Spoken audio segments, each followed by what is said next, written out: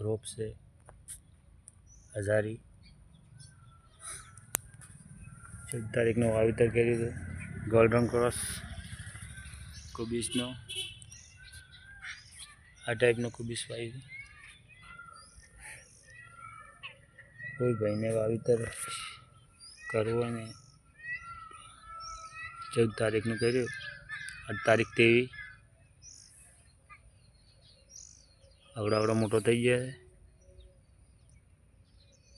Golden cross છે।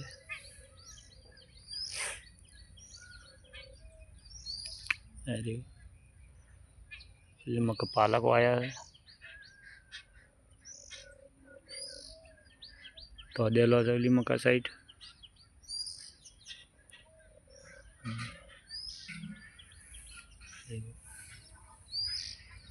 पोते हमें वाया है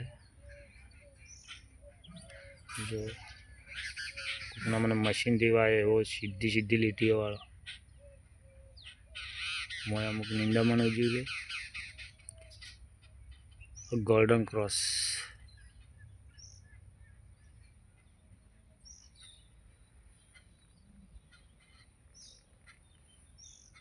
30 पड़िया रोप से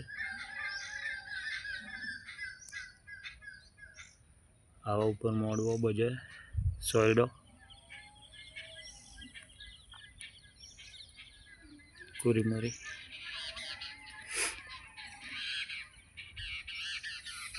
साइड में એટલે હજારી વાવી હતી। હજારી કુવરા એવી થઈ ગઈ।